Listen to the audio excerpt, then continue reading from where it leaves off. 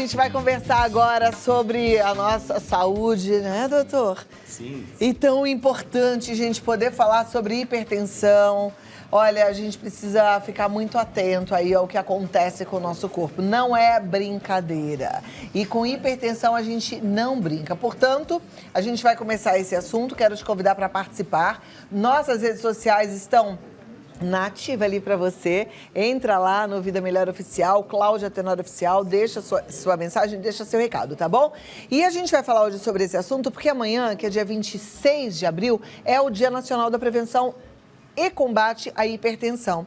E essa é uma data que eu fico feliz quando tem essas datas, porque chama a nossa atenção para alertar toda a população, né?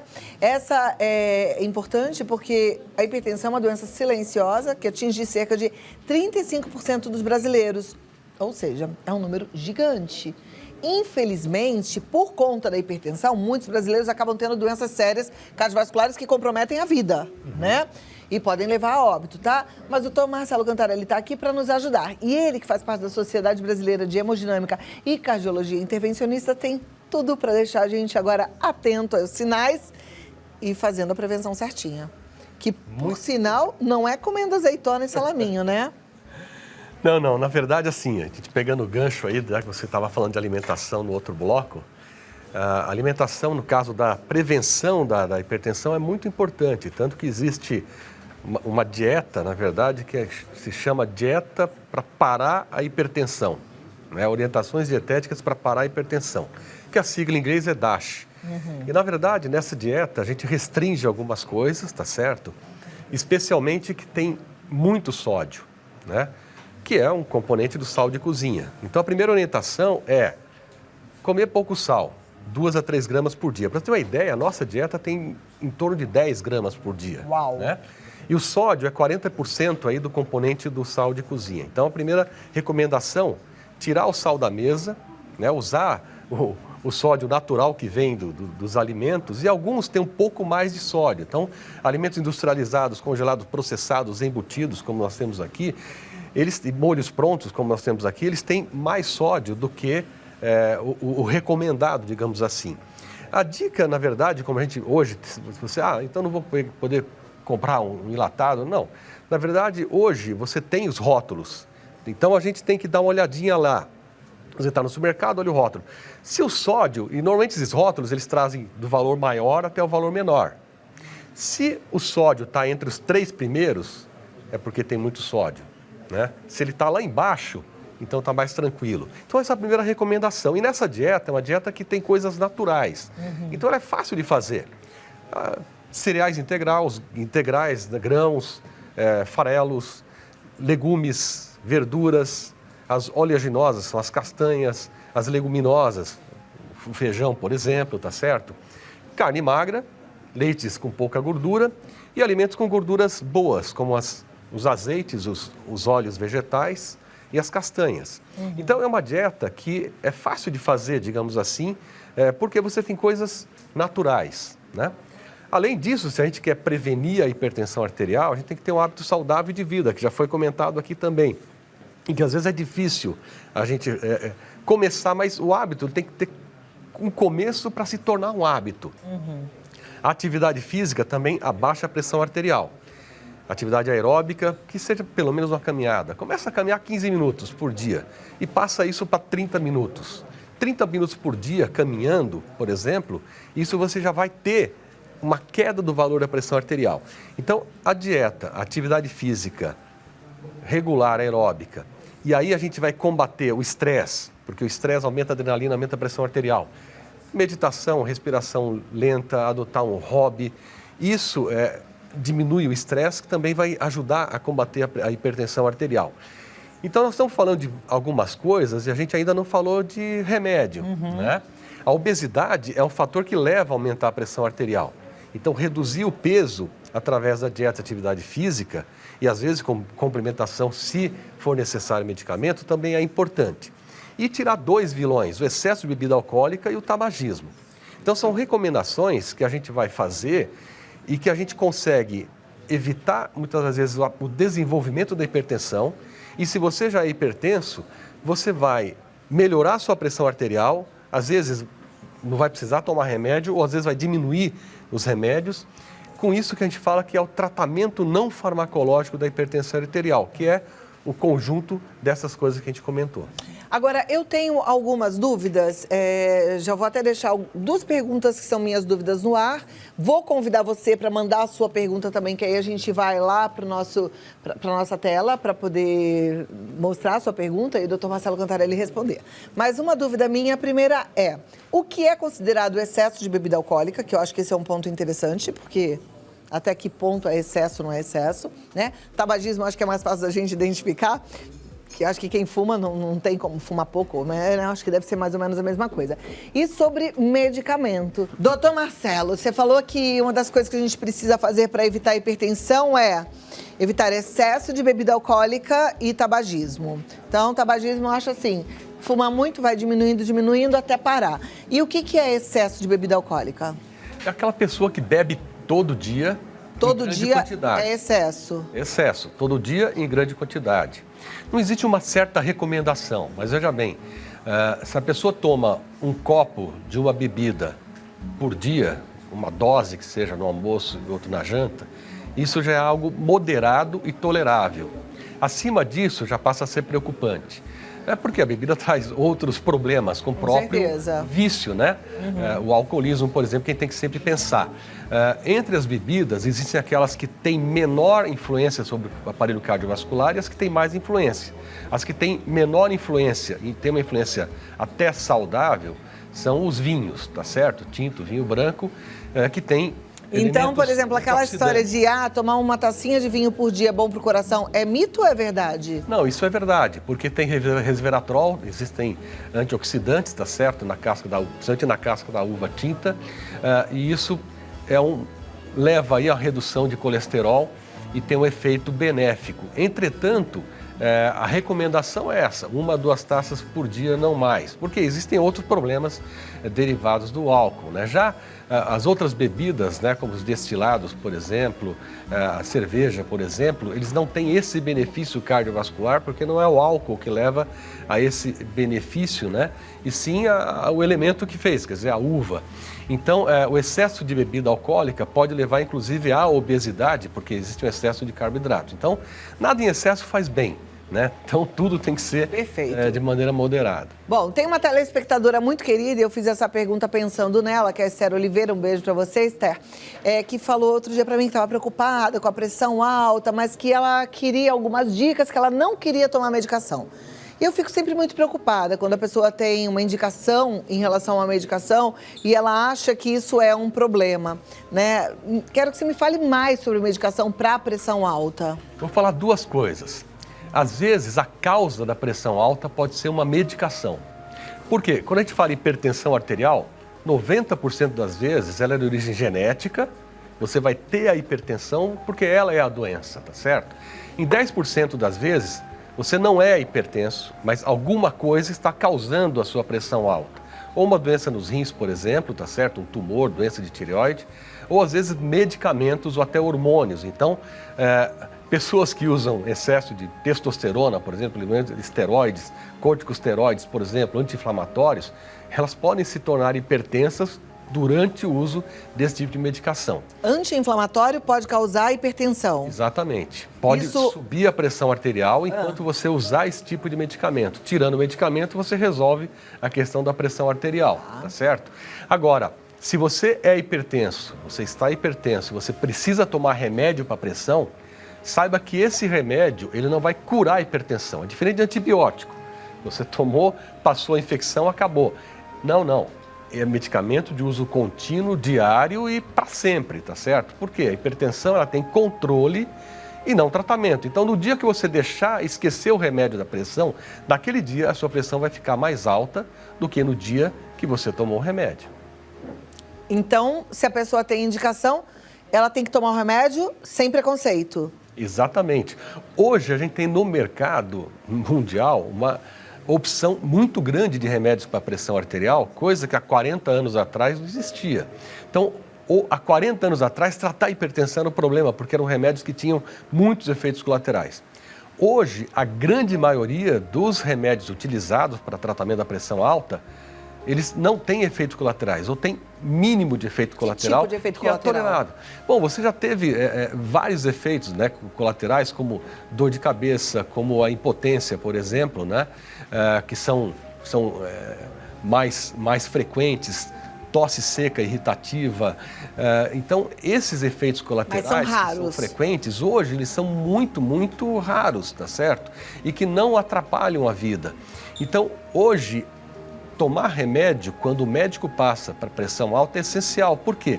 A gente sabe que a cada 10 milímetros de mercúrio que você abaixa da pressão arterial, quer dizer, um ponto que você abaixa da pressão arterial, isso reduz em 10% a chance de você ter infarto, derrame ou morrer de hipertensão arterial. Então, qualquer valor que você consiga abaixar da sua pressão arterial dá um impacto em termos de sobrevida muito grande. A pressão arterial alta ou a hipertensão, ela é silenciosa ou a pessoa percebe algum desconforto? É muito importante você colocar, porque na grande maioria das vezes a pessoa não sente nada, e o primeiro sinal de uma hipertensão arterial é um infarto, um derrame, uma ruptura de aorta, por exemplo, que são coisas muito graves. Então, por isso que a recomendação, e por isso do Dia Nacional da Hipertensão, a gente tem que medir a nossa pressão arterial. É uma coisa simples. Como é que eu vou saber que eu tenho pressão arterial? Só se eu medir a pressão. Entretanto, a maioria das pessoas não medem a pressão, não sabem que são hipertensas. Então, a gente tem que se conscientizar e medir a nossa pressão. Você mediu a sua pressão? Que valor que estava? Você mediu há quanto tempo? Já passou de um ano? A gente tem que medir pelo menos uma vez por ano. Por quê? Porque a hipertensão, principalmente se você tem carga genética, ela vai aparecer durante a vida em algum momento. E quanto mais idade a pessoa tem, mais chance de estar ou de ficar hipertensa. Até os 50 anos, você tem metade de chance de a hipertensão aparecer. Acima dos 70 anos, 70% das pessoas têm pressão alta. Então, cuidar da nossa pressão, medir a pressão pelo menos uma vez por ano, para quem não é hipertenso e está tentando se proteger, isso tem que ser feito. Óbvio, mas eu já sou hipertenso. Não, então você tem que iniciar o tratamento e o controle da pressão arterial vai ser você e o seu médico que vão definir a necessidade de quantas vezes você vai medir por ano a sua pressão arterial. Perfeito. Vamos para as perguntas dos telespectadores? Então, lá na tela, vamos conferir aí. Você que já mandou a sua, segura. Você vai ter sua resposta. Gil Rossi, posso medir a pressão em qualquer braço? E quantas vezes por dia devo fazer a aferição? A pressão arterial ela tem que ser medida na posição sentada, descansado. Então, você tem que descansar 5 minutos pelo menos, sem ter feito uma refeição copiosa, sem ter tomado muito líquido, sem ter fumado, por exemplo, sem ter tomado café, sem estar com vontade de ir no banheiro. Então, tudo isso aí subir a pressão arterial. Então, está descansado o aparelho em um dos braços, qualquer um dos dois, tá certo? E feito uma medida, o ideal, 3 medidas e tirar uma média. Em qual braço eu vou usar?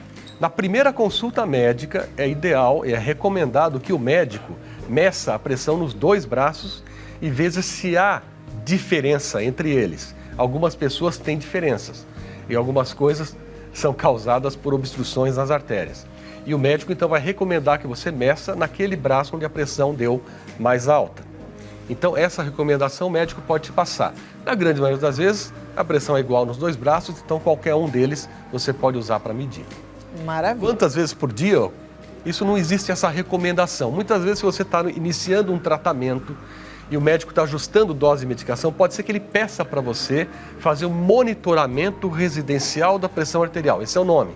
Olha, você vai medir de manhã, na hora do almoço e no final do dia, anota 3, 4 dias seguidos e me passa para eu ver se está controlada a sua pressão. Por quê? A nossa pressão não tem um valor fixo nas 24 horas do dia. Ela oscila para cima e para baixo. Só que essa oscilação tem que estar dentro de uma escala de normalidade. E isso o médico vai aferir. Tá joia. Próxima pergunta, então, vamos lá para a tela. É da Raquel de São Paulo. O remédio de controle da pressão deve ser tomado sempre no mesmo horário? Sim, essa é a recomendação. Por quê? Porque quando você toma um remédio, ele tem um tempo em que ele vai sendo liberado no seu organismo e depois ele cessa essa liberação. Então, esse efeito, quando o médico calcula, olha, você vai tomar esse de manhã, vai tomar esse à noite, ele está calculando o tempo em que o medicamento vai fazer efeito. Alguns têm por 24 horas, outros por 12 horas, ou só por 6 horas. É por isso que você tem que tomar, às vezes o remédio é uma vez ao dia só, às vezes não, é de manhã, é tarde, à noite, então depende aí da sua medicação. Tá joia. Próxima pergunta, olha aí, gente, estamos aprendendo sobre hipertensão, prevenção à hipertensão. Assunto sério, mas ao mesmo tempo tão descomplicado. A gente não precisa ficar cheio de minhoca na cabeça pensando um monte de besteira. Ou, eu tô fugindo do meu medicamento, eu não vou no médico porque eu tenho medo. Hoje a medicina só evoluiu. A gente tem novidades, inclusive na indústria farmacêutica. Então, não precisa de tanto pânico, não. O negócio é só cuidar. E a gente está conversando com um excelente médico aqui que está passando essas informações maravilhosas, Dr. Marcelo Cantarelli. A Luísa de São Paulo pergunta, tipos diferentes de sal, como o do Himalaia, ajudam a reduzir o risco de hipertensão? Não. Sal é sal. São todos iguais. Um pode ser um pouco mais rústico, um pouco mais cor-de-rosa e o outro mais refinado. Todos têm sódio. O problema é o sódio e não o sal, né? Então, o sal de cozinha é o NaCl, que tem sódio, e mais o cloro, que é o cloreto de sódio. Entretanto, existe no mercado um sal feito com potássio e não com sódio, né? Que é um sal light, digamos assim, entre aspas. Então, quando você tem um sal que dá para usar na refeição e que não tenha sódio, é uma alternativa. A gente pode pensar em alternativas mais naturais. Então, vamos temperar a salada, por que não com azeite e gotas de limão, por exemplo, temperos secos, orégano, etc., em vez de usar o sal? Então, não sou chefe de cozinha, tá certo? Mas longe disso. Mas existem alternativas para você salgar, entre aspas, ou dar um certo sabor para a comida que não seja adicionando mais sal ao sódio natural que vem do alimento. Perfeito. E essa dica da salada que você deu é ótima. Quando a gente coloca limão, a gente não tem tanta necessidade de sal, né? Menos. Uma outra coisa que eu acho que é legal também, às vezes eu como, sei lá, vou fazer um franguinho. Ao invés de comer o franguinho separado da salada, coloca o franguinho na salada, porque aí o sabor que a gente vai temperar o frango já dá sabor à salada também. Então essas coisas vão ajudando pra gente diminuir o sal. A Selma de São João do Meriti pergunta assim, tenho histórico familiar de hipertensão e minha filha consome muitos embutidos. É um fator de risco? Isso a gente já comentou. Sim. Na verdade, assim, o fator de risco existe, que é a herança genética. Então, a gente não sabe se a filha dela vai manifestar hipertensão na infância. É importante que eu diga isso, porque a criança pode ter hipertensão arterial e a gente não sabe, principalmente se é obesa e se come de tudo, né? Ou pode desenvolver lá por depois dos 50 anos. Na maioria das vezes, quem tem uma carga genética vai desenvolver hipertensão arterial entre os 30 e os 50 anos, na maioria das vezes. Agora, se você, além da carga genética, você anda fora do trilho, então come de tudo, é obeso, fuma, bebe, não faz atividade física, é estressado pra caramba. Tá lascado. A chance de você desenvolver hipertensão arterial é muito maior. Você vai desenvolver mais cedo do que se você se cuidasse. E aí talvez você desenvolveria a hipertensão arterial depois dos 60, 70 anos. Pois é. Aí tem que se cuidar, gente. Não tem jeito, não. E é tão bom se cuidar, se deita, né, no final do dia e falar, ai que bom, fiz o melhor por mim. Você não ama a vida? Então, seja consciente. Doutor Marcelo Cantarelli, muito obrigada mais uma vez, foi muito bom te receber. Eu que agradeço. Ótima semana, viu? Ele está no grupoangiocardio.com.br, entra no site www.grupoangiocardio.com.br ou Marcelo Canta no Instagram. Você canta? Isso. Também. Também? Você canta? Não, porque é Marcelo Cantarelli, não. Eu sei, Canta. mas eu quero saber se você canta. Canto, toco piano, enfim, antes não de ser médico. acredito! Antes de ser médico. E o que é que você está fazendo olha só, aqui, conversando outra com esse vez eu venho e piano? fico ali. Vamos combinar isso. Bom, dá uma olhada no Instagram, se você gostar de umas coisinhas que eu faço. Gente, não posso deixar um médico vir aqui sem tocar piano, não é não? Então, Marcelo Canta e Grupo Angiocardio. Que vontade de colocar o doutor Marcelo para tocar piano. Vem, só um pouquinho. O áudio não vai ficar maravilhoso. O povo do áudio aqui fica querendo me matar. Mas eu vou pedir para ele tocar um pouquinho. Senta aí, se prepara e eu volto já, tá bom? Agora o nosso querido cardiologista, doutor Marcelo Cantarelli, no Instagram. Marcelo Canta, toca pra gente. Não sei porquê você se foi, quantas saudades eu senti. e de tristeza vou viver. Aquele adeus não pude dar, você matou a minha vida. Viveu, morreu na minha história, chegou a ter medo do futuro e da solidão que um dia